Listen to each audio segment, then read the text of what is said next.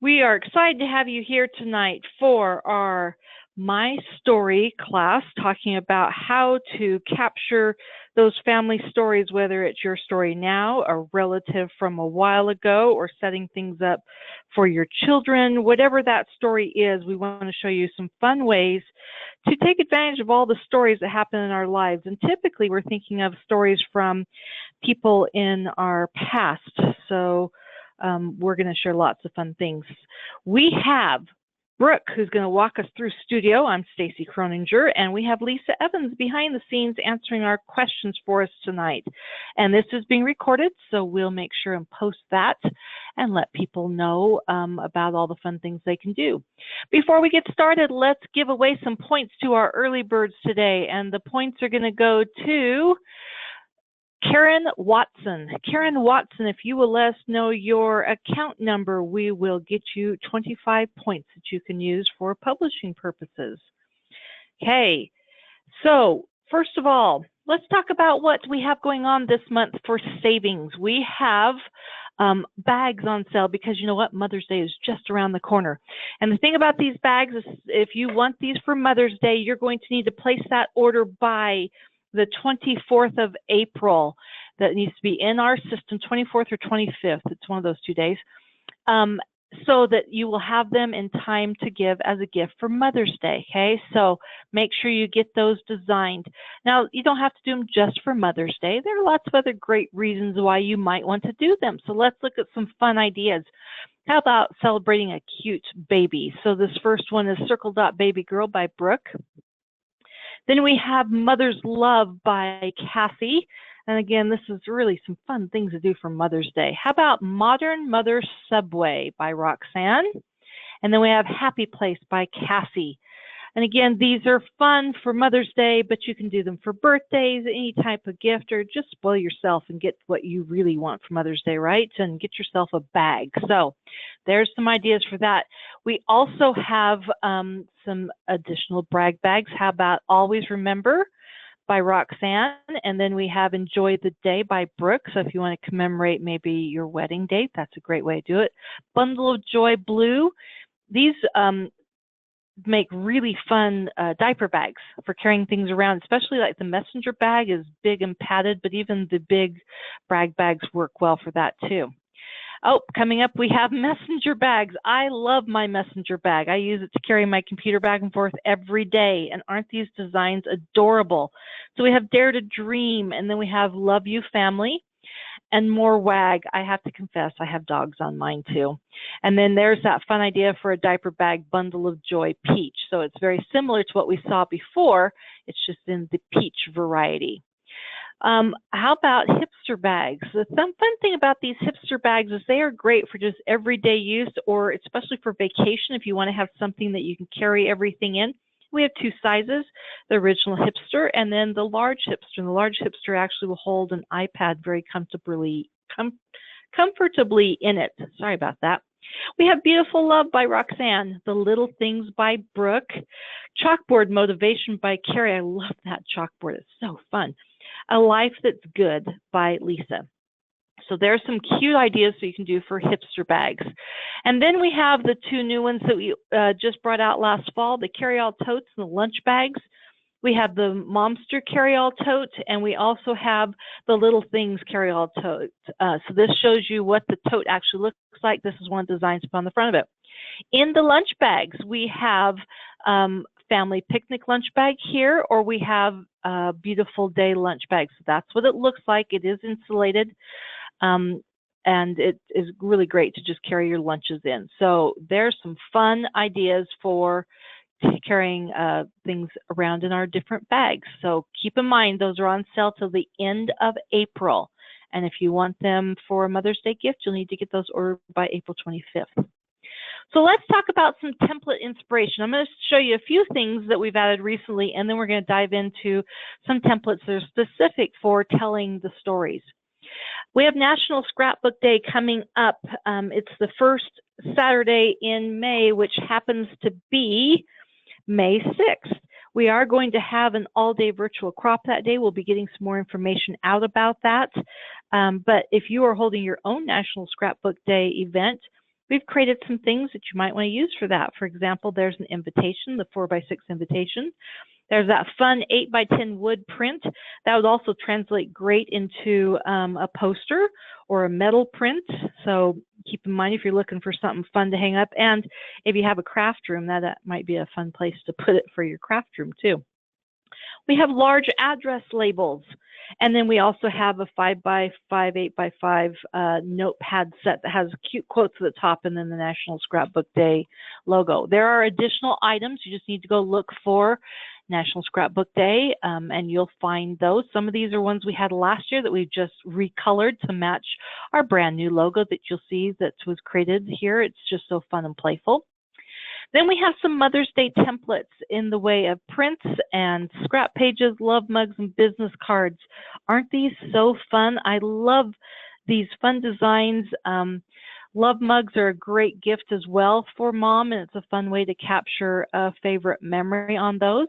And then we have the Nature Playdate cards. These are business cards that you could use for giving out to people with your contact information. You could make them into cute little coupons. Lots of fun things there. Okay, set up play dates with your kids. Fun things. Now, I don't know about you, but in our area, graduations come in May. Some of them come in June, but it's never too late to get prepared for those. We have this fun one that Velma just created, graduate announcement. We also have one that I did last year, the Coral Graduate. We have this gray stripe, which is a great one for boys because it's very rugged looking, but it's still elegant. And then we have Celebrate the Graduate, which happens to be a metal print. Oh, and I'm going to back up. This guy here, sorry, Storybook. But wouldn't that be cool as an invite? That would be really easy to pull those designs out and use as an invite. But that one happens to be a lay flat storybook. Sorry, I need to pay attention, don't I? Okay, let's talk about sharing those life stories. Brooke has created this fun one called Family Faces Neutral. Oh, Lisa's telling me, no, if I go back, I'm going to go back up one. This is a card. We just mislabeled it. So sorry. Okay, so that is a card. And it makes a really cute card, doesn't it? Okay, but if you like it, put it on the cover of a book too. So many versatile things you could do. All right, Sharing Life Stories. This is a book that Brooke created. It's a 6x6 board book, and so it's designed more for kids, but really anyone could use it.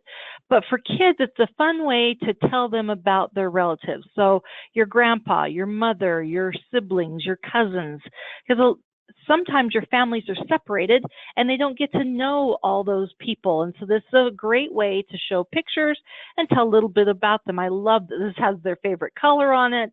It tells some things that they like Grandpa loves taffy and that he works as an engineer. So a fun way to let your kids know about family in the family you have. This next one is a playing card deck, and these are called Family Faces.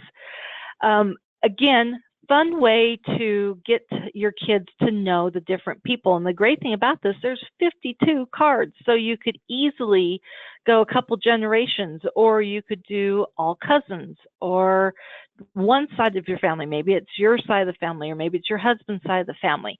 So these are fun, and this is the girl version, so I'm going to guess there's going to be a boy version as well. So if you want something that's less pink, then you could do it for a boy.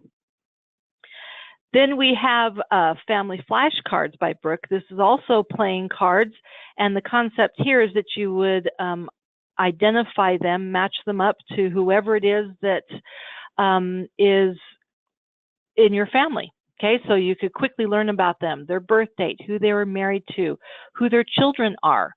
Okay, and again, 52 of them, but don't you love that this is such a fun way to show off all the family photos? I mean, that's so cool to have that military photo there. Maybe your kids didn't realize that this person was in the military. So fun card game, and you'll notice the colors are very neutral, so you could use it for any age, any person. If you have family reunions in the summer, this would be a fun game to play to get to know each other in the family reunion.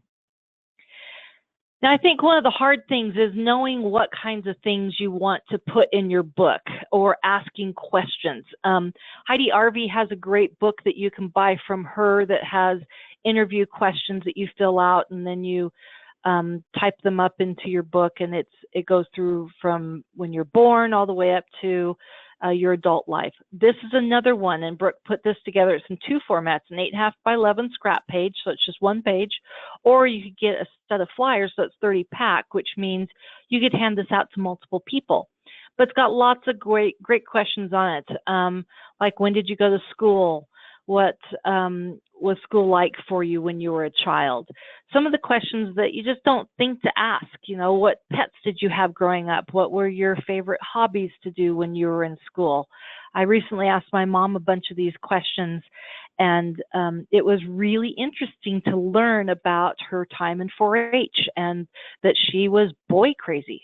Isn't that weird to find out things like your parents are boy crazy? Oh my gosh.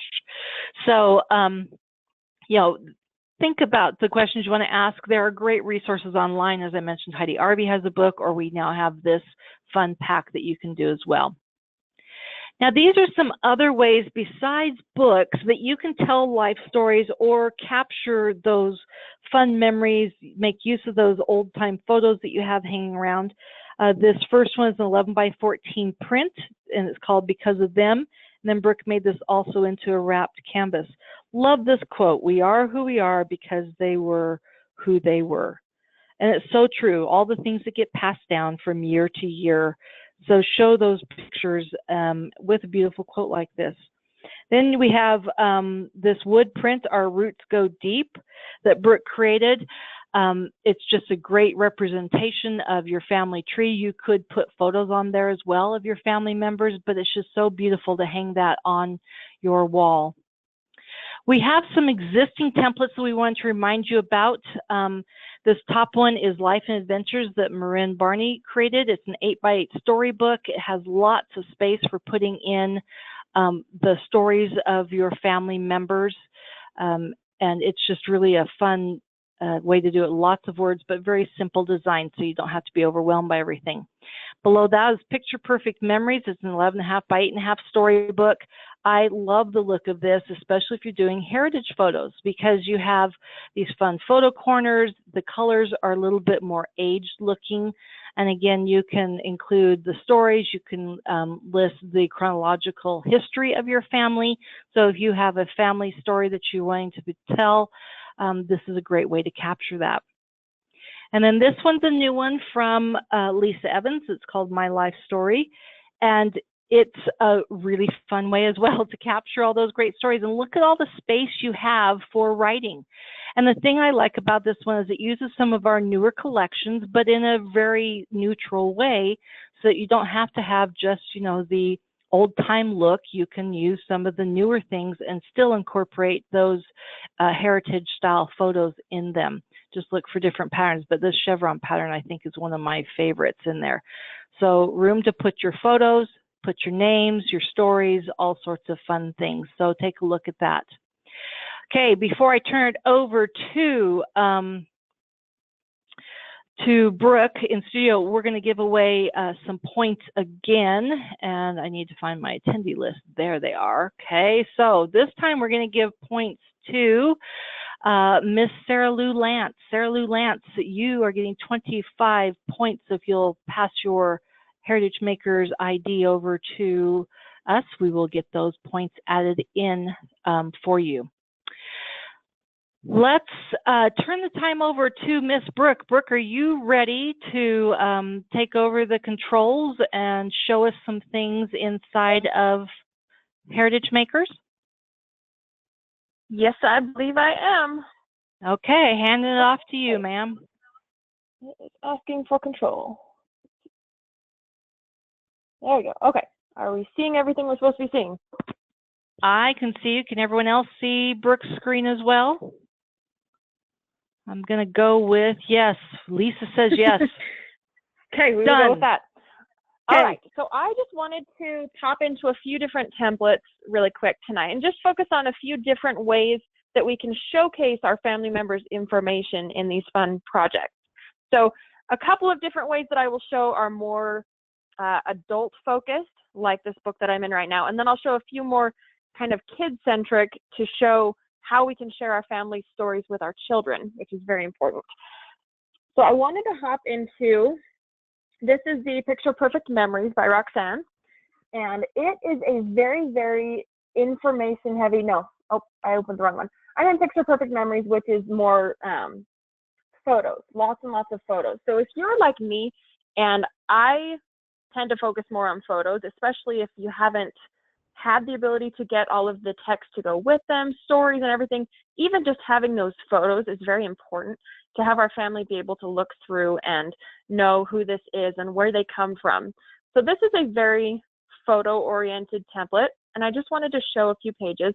And it does have information. Each photo has a little heading on it, so you can say who and when or what they were doing.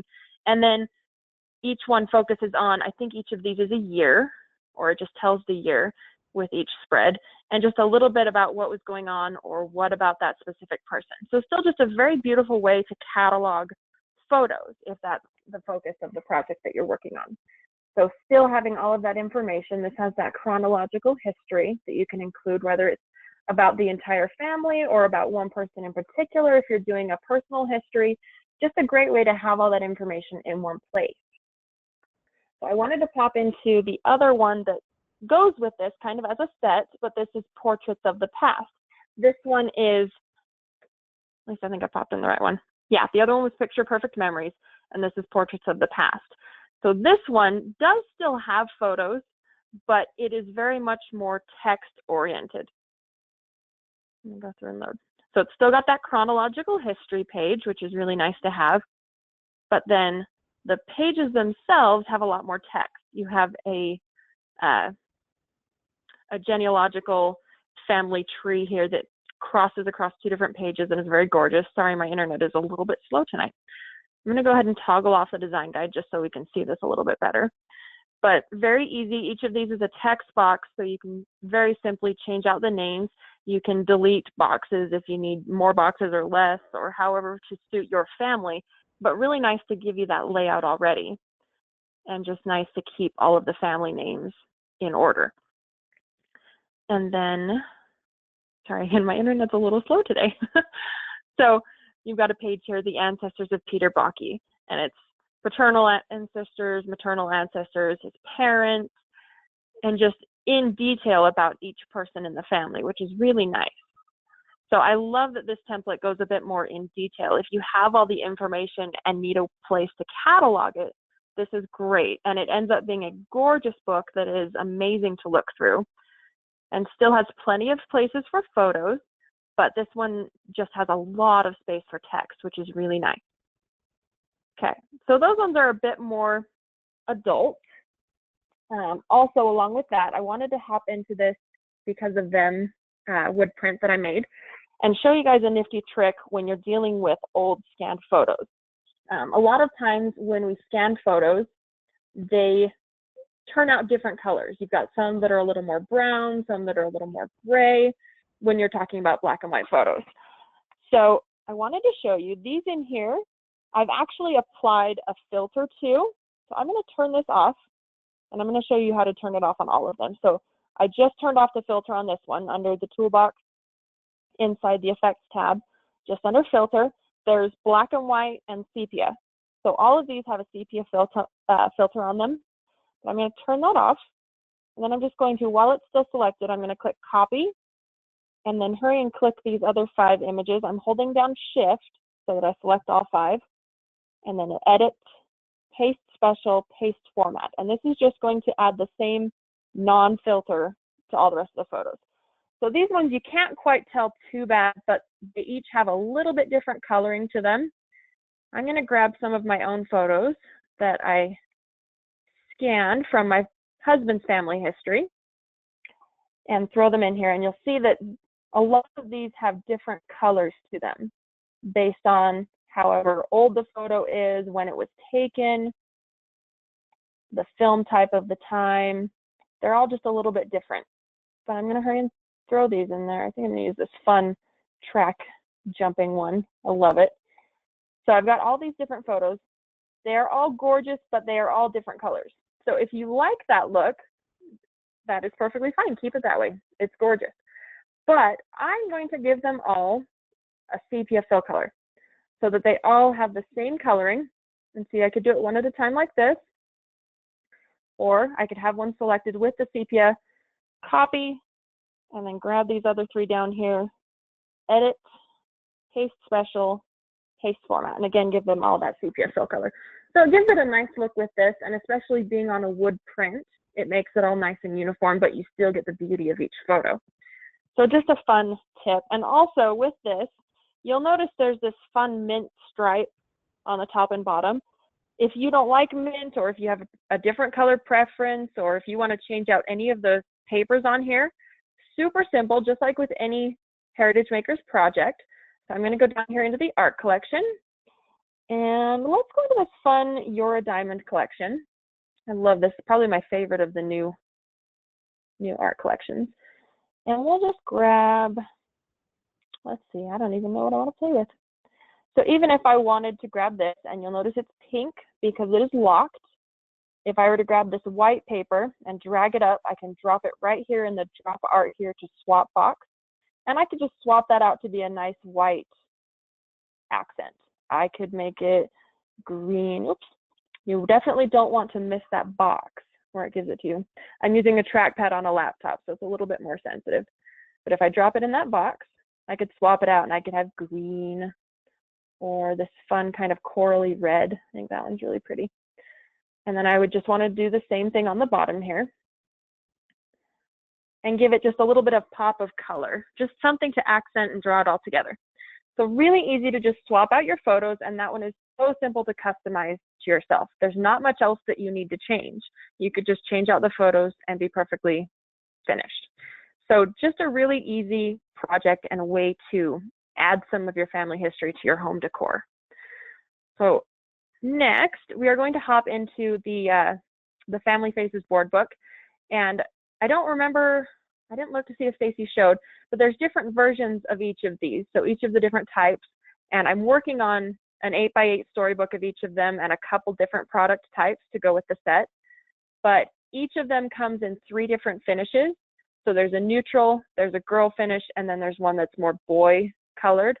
And the neutral one is a basic template. Each of these is a basic template. So really easy if you don't have Premiere, or any of your family members or your customers who don't have Premiere. Great way to bring them in with a beautiful template that doesn't require Premiere or Club HM. So I'm going to pop into the board book really quick. And this one, again, was designed with kids in mind, but it's still a great book to have around, just with a few simple things about each person and a good photo, and a great way to keep everyone together and be able to look through all the faces of your family. So I'm going to turn off the design guide again, just to give us a little bit more space to be able to see. And each spread, you'll notice, has a photo on one side, and then a little bit of text and the person's name and relation on the other side.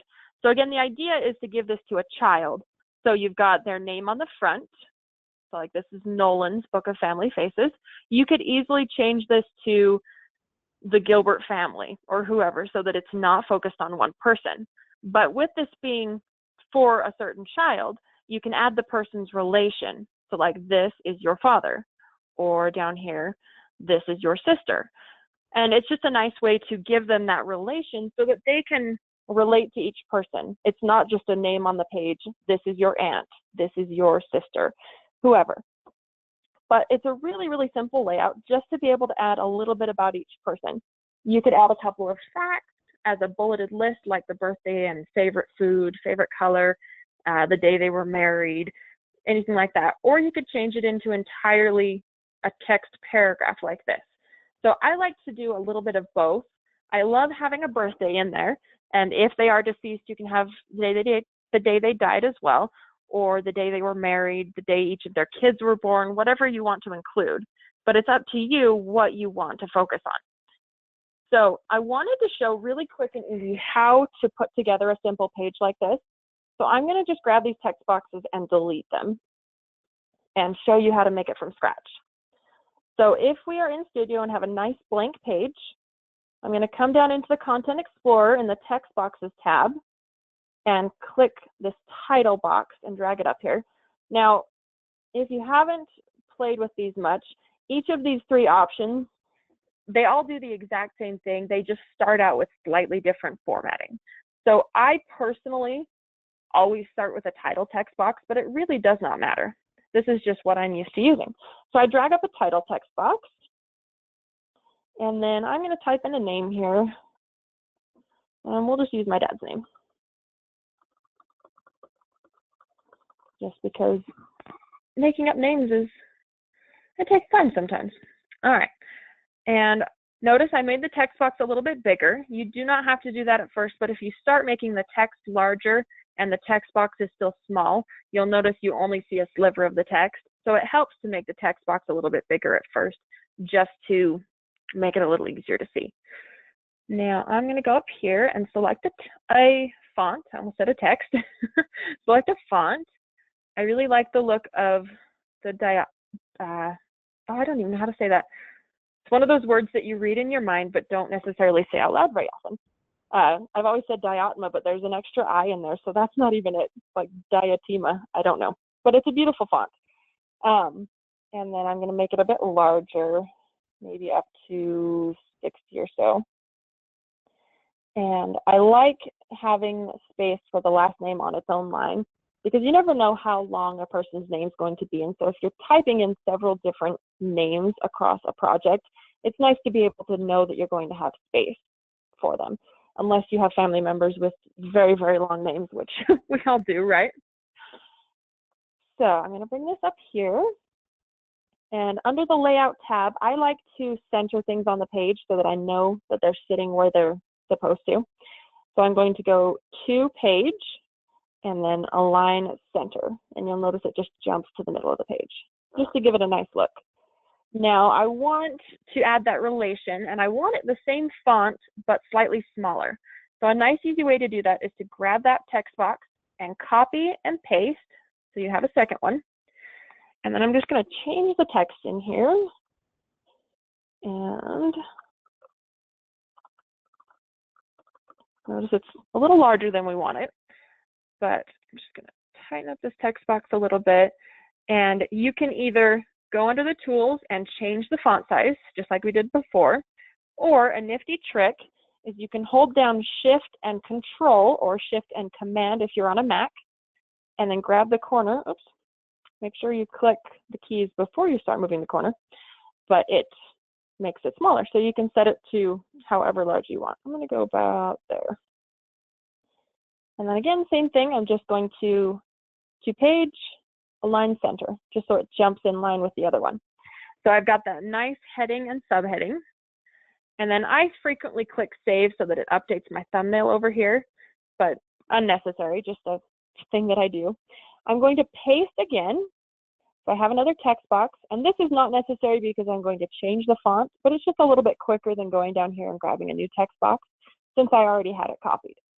And then I'm going to change it to my paragraph font. I think I'm going to go with Gotham, just a nice sans serif font. And I'm going to take it down to 25.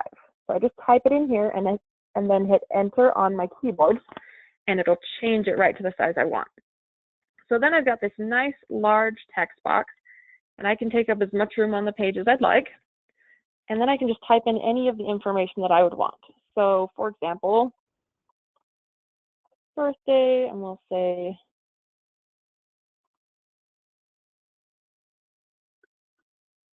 I could type it in like that, or I could type it in longhand. Again, however you would like and however you would like to see it. I could type in his favorite holiday, and we're going to say it's Groundhog Day because that's the same day I put his birthday. And you could type in an entire paragraph of things. I think with this, I'm going to change the line spacing a little bit just to make it a little more comfortable to read. If you didn't know that these are here, these are wonderful little options. So you can change the letter spacing or the line spacing, any of those, just to make it a little more comfortable to read. And then a good tip to remember when you're working in studio, especially with books and especially with larger books like a 12 by 12, and if you're working on a smaller screen, you can click on this little caret up here on the zoom, and you'll notice it gives you a number. That is the percentage size-wise. So if you slide it to 100, and this is actually pretty dang close on the screen that I'm on my laptop, but if I was working with a 12 by 12 page, and I'd slide it to the 100, and it'd probably be about here, but that way it gives you a good indication of what that font is going to look like at the correct size. So this is about the size that you will see it when you're holding it in your hands. So you can pick a comfortable size to read, so that maybe you don't necessarily want to pick too small of a text or too large of a text. You'll get what you want to be comfortable with reading. Okay, so just a couple of good tips, but really easy to create title and subtitle text, and then however you would like to lay out the information on a page. So just whatever your preference is, and depending on what your audience is, for example, this being a child wanting just very basic information, but some interesting things that they would like to remember, like grandma loves to play Scrabble, or grandpa was an engineer, things like that, just to get them interested. And then depending on how much information you have in a larger project, if you have a lot of photos like we showed before, or if you have a lot of text information that you want to include all in one big comprehensive project. So just a couple of things to keep in mind when you're deciding how you want to put all of your family's information together, or all of the personal history information together. Now I'm just going to hop into the matching family faces cards, and I want to show you a couple of things. So again, this is geared towards children, so very simple. It's got the name. On each of these is the birthday and then one little fact, but you could change this however you wanted. You could move the text up, the name text up here, so that you had more room to put more information, but just whatever you would like to include. But really easy to go down here and pick your own photo. So we will say, let's see, we're gonna do a card for my father-in-law. I really love this picture. It's him doing a long jump, I believe, in track and field in the 70s, I believe it would be. And I find it just such an interesting picture. So you'll notice I swapped it in, and there's not a lot of headspace up here where it cropped in. So I'm going to adjust that a little bit. It is pink again because it is locked. So I'm going to go up into the toolbox under tools and click adjust. And oh, yep, that picture is, that is what it is. It's close up at the top. So I could slide it down realistically, and I don't know if you can see it, if you can see the line of the photo here. That might make it a little easier. If you can see where the line goes across, you can put it right on that line just to give yourself a little more space. But I think I'm going to pick a different picture. We'll do this one of my mother-in-law on the beach. And I'm going to adjust it again, and I'm just going to scale it up a little bit so that it's a closer up picture of her.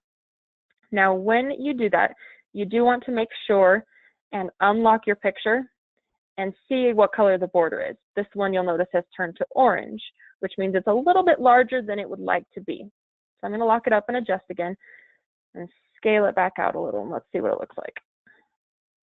Scale it out, click done, and then unlock. Okay, so it's not a very large photo. These are scanned photos that I scanned a few years ago when I was putting together kind of a family history book for my husband's family. And there we go. So that is nice and green and will look beautiful printed. It's always great, especially with old scanned photographs, to check the quality and check how large they're comfortable printing, because it would not be very fun to print a gorgeous family history book and get it and realize that half the pictures are blurry because they were scanned and aren't quite the size that they need to be to print as large as you have them. So it's always good to check, because this is still a good size photo. It's just not a good size photo to zoom into a face, for example. So we'll change this. We'll change the text and say that this is Roseanne Marie Richardson. We'll just make up a name. And I could change this and say that her birthday is April 3rd. So really easy and just simple to change up. And again, you can change the colors of the papers or move things around. If you wanted to make it so you have multiple pictures on here, that's really easy to do as well. Just nice, simple project. And then I wanted to show you a trick. This is the way that it is set up. You can have each card be one person, or you can do it as a matching game and have two cards, identical cards, or even change up the facts on one but have the name or the picture be the same on both. But really easy way to do that is to go into the Manage Pages, and you could just click the card that you just finished customizing and then click Duplicate.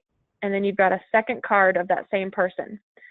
And then you just click Done after doing that for each card.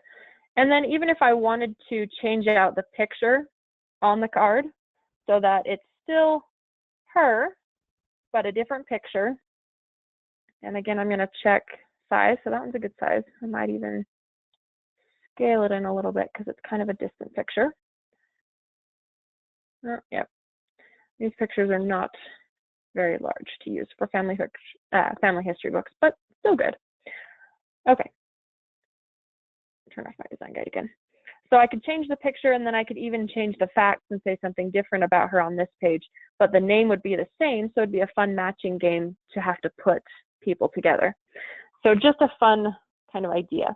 And this one, again, as Stacy said, in a standard playing card deck, there are 54 cards, because like a typical deck you would get from the store, you'd have 52 cards plus 2 jokers. So there are 54 cards in here that you could easily do all of the cousins. It says 55, but that's because we just duplicated one. But typically there are 54 cards, which would be really nice to be able to do extended family, do all the cousins, or like the other deck that she showed, which we'll hop into in a minute, they're color coded so that you could do multiple families, but be able to separate out, okay, this is the Richardson family, this is the Gilbert family, this is, that way you could keep them separate, but still take advantage of having 54 cards in the deck. So really fun just to be able to do that.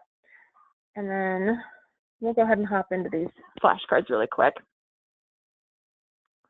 and show you that idea. So same thing, these ones are slightly less child-oriented. These are a little more information and pictures if you want to include multiple pictures and whatever information you'd like to have. And again, since there are so many cards, I figured it would be fun to do multiple families. And you could honestly do as many families as you'd like. If one of your families you only have one brother, a couple of children, and the parents, and you don't have much in the way of extended family or family history, you could add in another family, however you want to do it. But the nice thing is it's already set up to have 4 different colors. And if you scroll down through here, you'll see there's several: yellow, green, blue, and then red. And you could adjust to however many you would need. You could even change out the colors very easily, because this is just a cropped paper.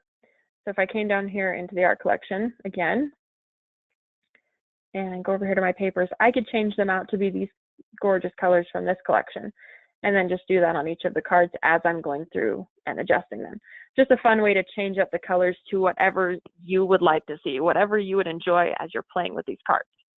And again, these are set up to be 1 card per person, but so very easy to customize each card, 2 cards per person, to do a matching game, either by duplicating the card after you design it, or just by designing it with the same name and different information. Really, really fun and great way to play with our kids and get them to know their family history, or help us know our family history some more. And then there's just some varying photo layouts on each of these cards. I believe there's only 4 different variations, but depending on what pictures you have, these are just pictures that you can click and drag around. You could have 4 pictures on there if you think it'll be easy enough to see. Again, like I showed on the board book, so same thing, if I want to set it to 100, and sometimes it doesn't go quite exact, but there's 99.92, which is close. And that is what it will look like in your hand. That is about the size that it will show. And depending on the resolution of your screen, the size of your screen, your image might be a little bit different than mine right now. But as for my screen right now, that is close to 100%. So it's a great way to just check and be able to tell, okay, is this text too small? Am I going to be able to read it comfortably? Or if I'm giving this to grandma, is she going to be able to read it? Just a nice way to check. So I think, Stacy, that is about all I had as far as studio, unless people have questions.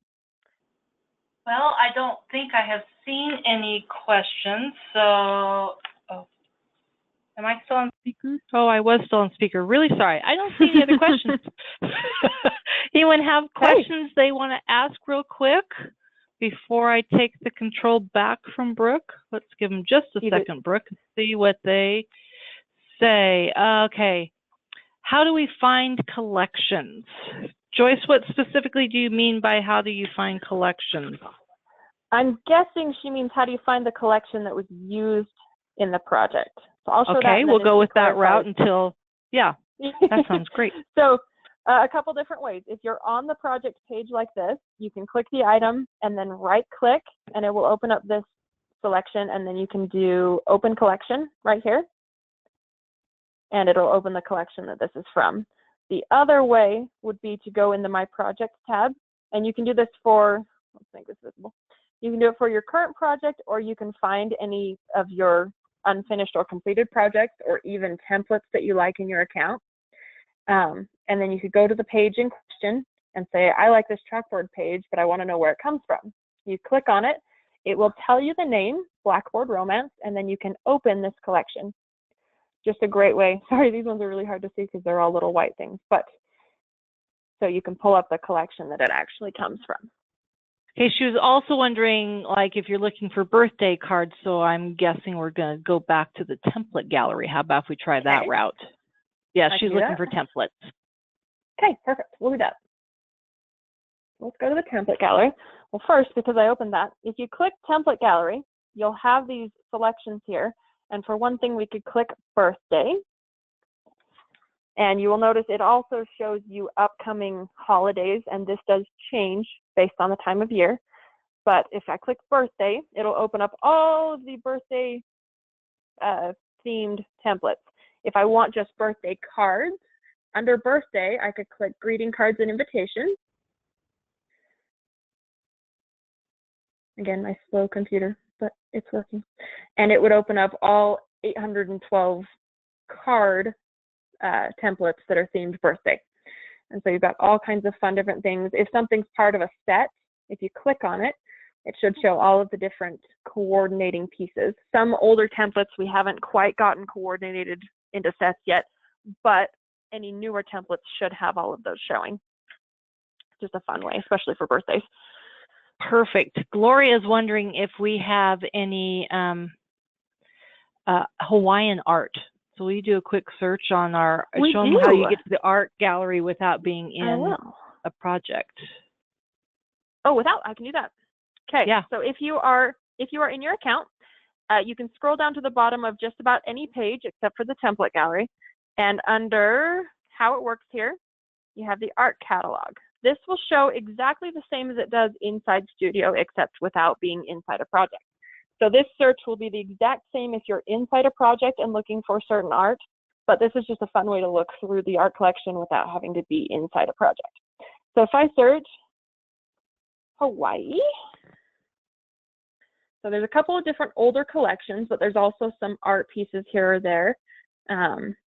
Some gorgeous Hawaii themed flowers and tiki torches and some wooden letters and Hawaii word art. This is from a collection, here I'll open it, that Anna put together a couple of years ago that has each of the different states, their different silhouettes, and also the provinces in Canada, which is nice.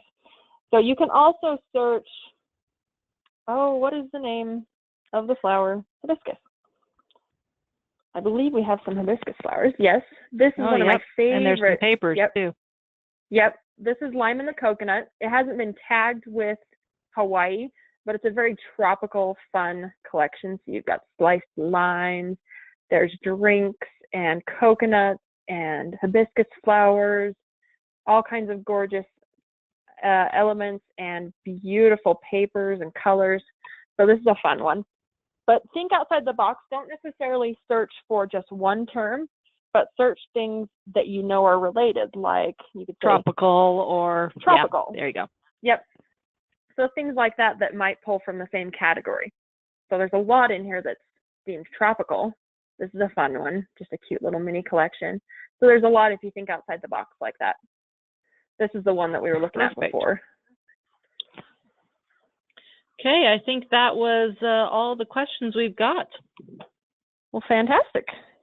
So I'm going to take control back. Thank you so much for walking us through all those fun things. And we're going to wrap up by, first of all, giving away some additional points. So last call for points tonight. We're going to give points to Fisney Cobalt. Fisney Cobalt, if you will let us know your Heritage Makers ID, we would be happy to give you some points. So let's look at what's coming up soon. We have new art coming on May 1st. This first one's a basic collection, Gone Clubbin'. We have Father's Day coming up, and we thought it'd be fun to have some things that maybe would apply to the man in your life, some golfing things. It's also a good sports one to have. We have lots of other sports like baseball, basketball, football, soccer, stuff like that. So golf is a good one.